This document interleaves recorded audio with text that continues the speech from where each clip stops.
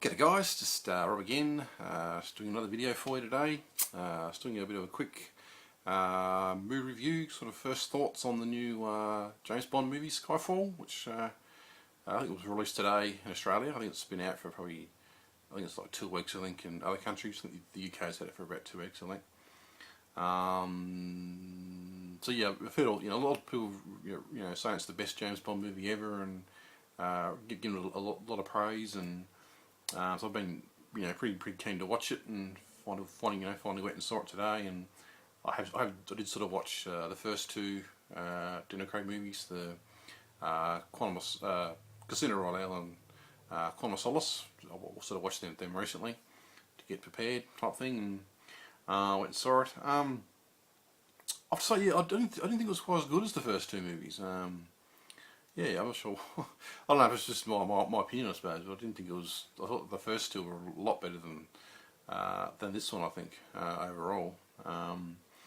Let's see, I might just go through what the film's about, I guess. So the film sort of starts off nice sort of action scene that they normally do, which I think was good. It's a really good action scene. I think I'd do a further one in Casino Royale, but it was a good action scene. And basic sort of premise is that this bad guy, I think the actor's name, I can never remember his name, he's Javier Danbert or something like that. He's stolen like a list of sort of undercover agents, but of course they don't want to sort of lose the list, so they've got they're obviously chasing him to get it back, so they don't. So everyone's cover's not blown, it's on the list type thing. So that's sort of how the film starts.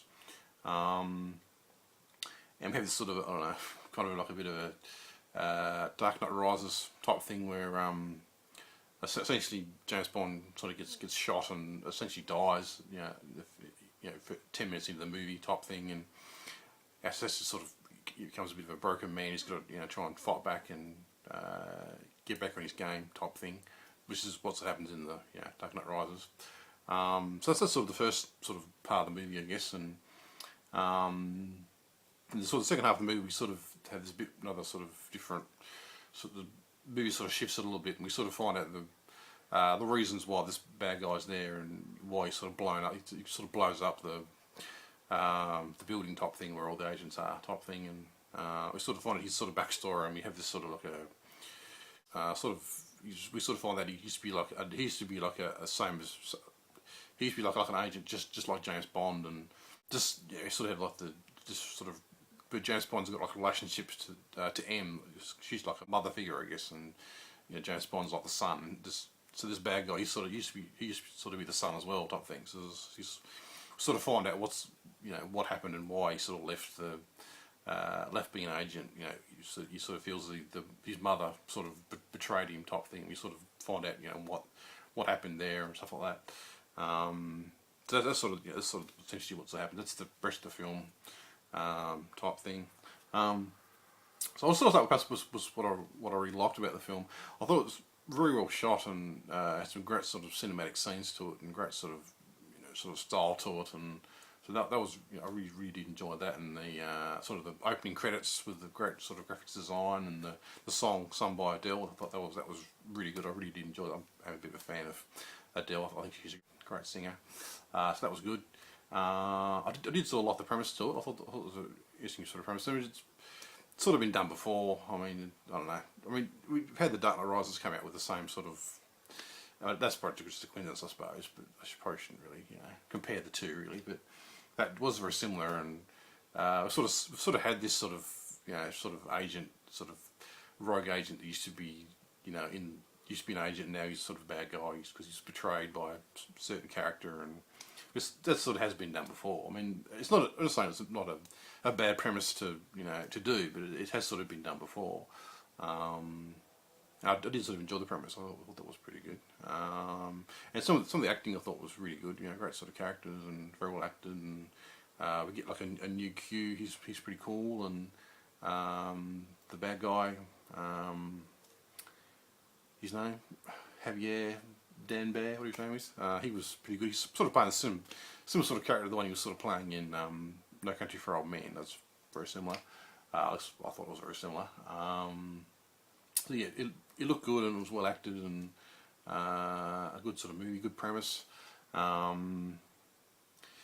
just felt I just felt just overall as a movie as a whole, it was, I don't know, it just seemed a bit sort of lacking. I mean, we had this interesting sort of premise that I did sort of like, but it just didn't seem to go anywhere. We sort of explained why the bad guy was, doing his thing, what his reasons were behind it. But I just felt there was going to be a bit more. We sort of find that early in the film that that's sort of why he's doing it, type thing. Sort of the reasons behind it. But I thought there was going to be a bit more towards the end of the movie. Was going to explain it a bit more, and it just, I don't know, it just didn't really seem to be explained. It didn't seem to go anywhere, type thing.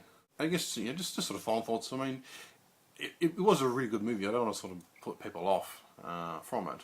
It was, good, very well shot, great acting, etc., etc. Good movie, good premise, all the good stuff. I just didn't feel it just didn't sort of go anywhere.